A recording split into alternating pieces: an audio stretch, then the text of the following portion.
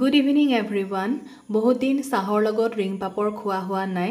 সেইকাৰণে ভাবিলোঁ যে আজি চাহৰ লগত ৰিং পাপৰ খাওঁ আৰু আমাৰ প্ৰীতিও কৈ আছিলে বনাবৰ কাৰণে। সেইকাৰণে ভাবিলোঁ যে আজি বনাই দিওঁ।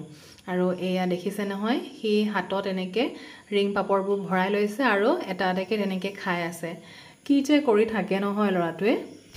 চাহ খাই উঠি সি আমাৰ ওচৰৰে ল'ৰাকেইটাৰ লগত ক্ৰিকেট খেলিবলৈ গ'ল। ক্ৰিকেট খেলিছে মানে সেয়া দেখিছে নহয়, আমাৰ দুৱাৰমুখতে খেলি আছে।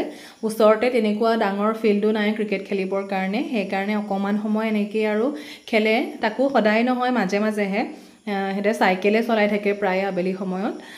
আজি বোলে মানে অকণমান ক্ৰিকেট খেলোঁ বুলি কৈছে, সেইকাৰণে দুৱাৰমুখতে অকণমান খেলিছে আৰু।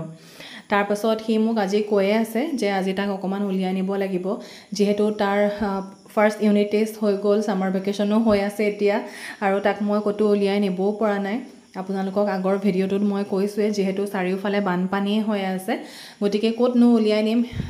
সেইকাৰণে তাৰো আমনি লাগিছে ঘৰত থাকি থাকি, আৰু তাৰ বোলে আইচক্ৰীম খাবও মন গৈ আছে। সেইকাৰণে ভাবিলোঁ যে আজি ঠিকে আছে, তাক অকণমান উলিয়াই লৈ যাম, যিহেতু বহুত দিন সোমাই আছে ঘৰত, আমনিও লাগিছে তাৰ। আপোনালোকৰ ঘৰতো যদি সৰু সৰু ল'ৰা ছোৱালী আছে তেন্তে মোৰ দৰেই চাগে অৱস্থা হৈছে, নহয়নে বাৰু? কাৰণ সৰু সৰু ল'ৰা ছোৱালীবিলাকৰ গৰম বন্ধ দিয়াৰ লগে লগে এটাই ধান্দা, ফুৰিব যোৱাটো। আৰু এতিয়া চিটুৱেশ্যন ইমান বেয়া হৈ আছে, চবফালে বানপানী। গতিকে সেয়া আমাৰো উপায় নাই, সিহঁতৰো বেয়া লাগে দিয়কচোন, কাৰণ বন্ধ বুলিবলৈ দীঘলীয়াকৈ গৰম বন্ধ মাহটোৱে পায় ফুৰিবৰ কাৰণে। গতিকে সিহঁতৰতো ফুৰিবলৈ মন যাবই। আজিকালি সৰু সৰু ল'ৰা ছোৱালীবিলাকৰো পঢ়া শুনাৰ বোজা ইমানেই বেছি বাঢ়ি গৈছে যে মাজে মাজে সিহঁতকো অকণমান জিৰণিৰ প্ৰয়োজন।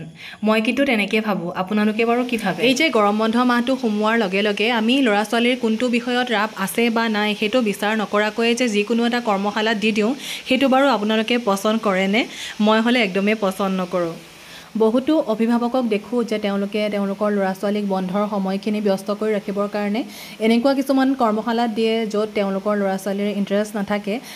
মই ভাবোঁ ল'ৰা ছোৱালীৰ যিটো বিষয়ত ৰুচি থাকে সেইটো অনুযায়ীহে কৰ্মশালা দিব লাগে।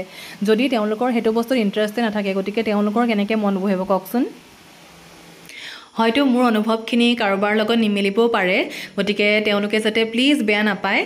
আজিৰ ভিডিঅ'টো মই ইমানতে শেষ কৰি দিছোঁ। পুনৰ লগ পাম। বাই।